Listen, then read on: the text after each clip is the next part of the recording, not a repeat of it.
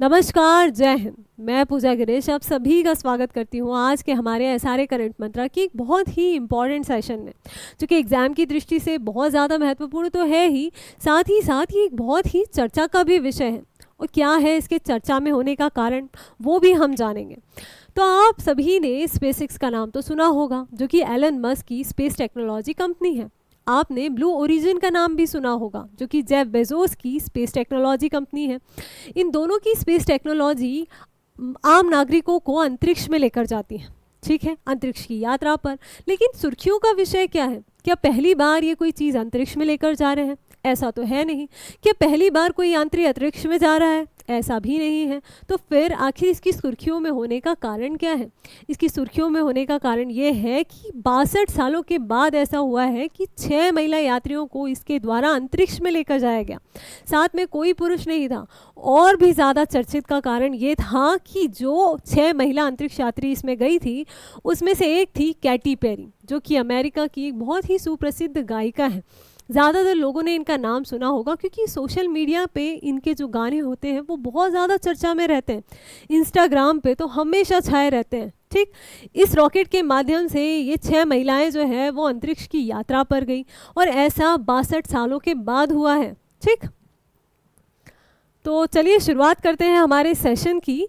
ये थी वो 6 महिलाएं जो इस अंतरिक्ष की यात्रा पर गई थी, और सारी महिलाएं अपने अपने क्षेत्र में महारत हासिल किए हुए हैं।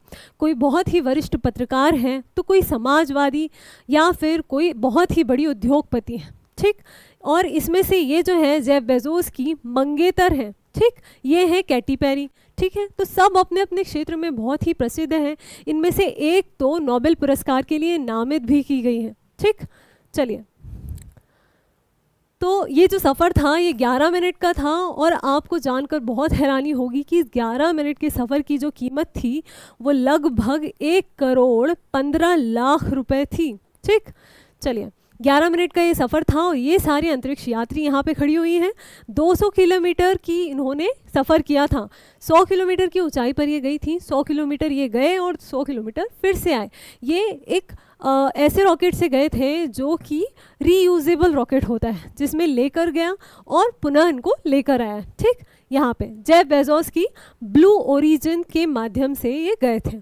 ठीक, चलिए, इसके अलावा जेफ बेजोस की ब्लू ओरिजिन कंपनी से इस रॉकेट से ये गए थे, और साथ ही रॉकेट जो है वो शाम को 7 बजे टेक्सास वैन के हॉर्न लॉन्च पैड से लॉन्च किया गया था, और ये करीब 11 मिनट के बाद मिशन जो था वो वापस लौट आया। सोचिए आप, इतनी रोमांचक यात्रा जो थी महज 11 मिनट की। ठीक,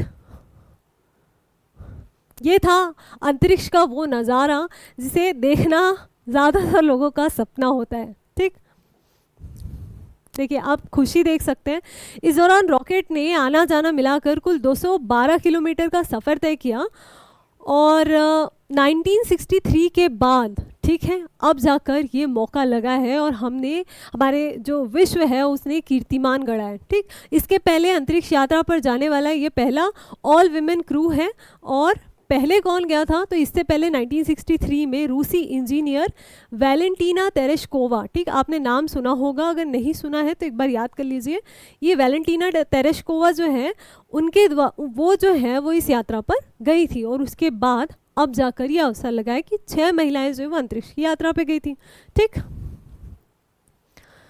जो कैटी पेरी है ना, जब वो अंतरिक्ष में गई, उनका सपना था अंतरिक्ष में जाने का, और जब वो वापस आई तो उन्होंने खुशी में जो है ना, सबसे पहले आते ही धरती को चूमा। ठीक है, उनकी खुशी ज़ाया करने के लिए। ये आप इमेज देख सकते हैं, ये देखिए, धरती को चूमते हुए अपने साथ फूल जो है वो उन्होंने आसमान में उठाया। ठीक, ये जो है अलग अलग यात्रियों का अनुभव था। ब्लू ओरिजिन का ये जो रॉकेट था, अमेरिका के स्थानीय समयानुसार सुबह 9:30 बजे छोड़ा गया था। ठीक, लॉन्च किया गया था। कहाँ से किया गया था? टेक्सास से किया गया था।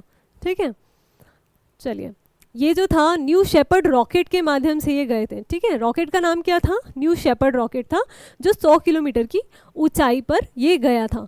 देखिए, आपने पलायन वेग सुना होगा, स्केप वेलोसिटी। ठीक है, पृथ्वी के गुरुत्वाकर्षण को पार करने के लिए जो न्यूनतम वेग होता है वो 11.2 होता है, ठीक है।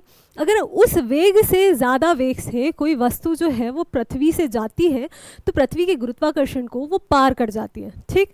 तो ये लगभग आप मान लीजिए कि जो ध्वनि होती है ना उसकी गति के 3 गुना गति से ये अंतरिक्ष में गए, ठीक। और 11 किलोमीटर की ऊंचाई पर ये गए और पूरा जो सफ़र था वो 11 मिनट का सफ़र था इनका, ठीक। और इन्होंने कामरान लाइन को जो थी वो पार कर लिया। ब्लू शेपर्ड रॉकेट को संचालित करने के लिए पायलट की ज़रूरत नहीं थी। ये एक ऑटोनॉमस जो रॉकेट था जिसमें 6 महिला शामिल थी, ठीक।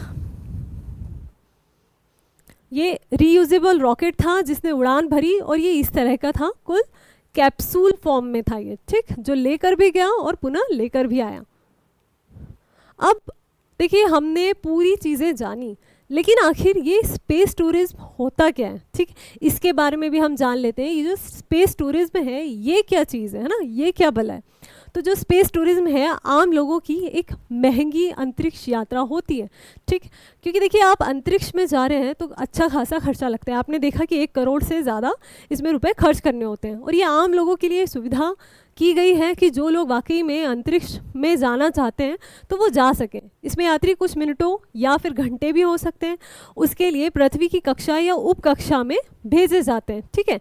सामान्यतः जो होता है 300 से 400 किलोमीटर की ऊंचाई पर भेजा जाता है, ठीक। इस दौरान उन्हें ज़ीरो ग्रेविटी का अनुभव होता है, ठीक है, ज़ीरो ग्रेविटी, क्योंकि गुरुत्वाकर्षण को पार कर जाते हैं और इसके लिए पहले उन्हें ट्रेनिंग भी दी जाती है, ठीक। इससे पहले अमेरिकी बिजनेसमैन डेनिस टीटो ने 2001 में रूसी एजेंसी की मदद से अंतरिक्ष की यात्रा की थी।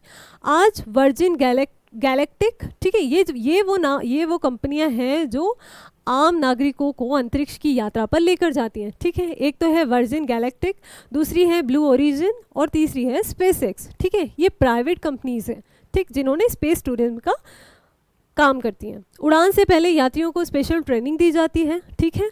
और इससे देखिए एक चीज़ और है, इससे पर्यावरण पे जो है ना नकारात्मक प्रभाव पड़ता है, ठीक है, क्योंकि स्पेस में कचरा और इससे संबंधित चिंताएं एक बहुत ही ज़्यादा संवेदनशील मुद्दा है, ठीक।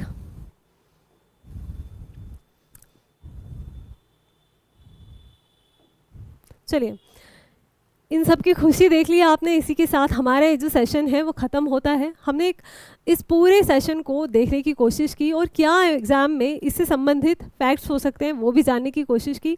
तो मिलते हैं फिर किसी एक और इम्पॉर्टेंट सेशन के साथ। तब तक बने रहिए हमारे साथ और चैनल को लाइक शेयर और सब्सक्राइब करना ना भूलें। धन्यवाद।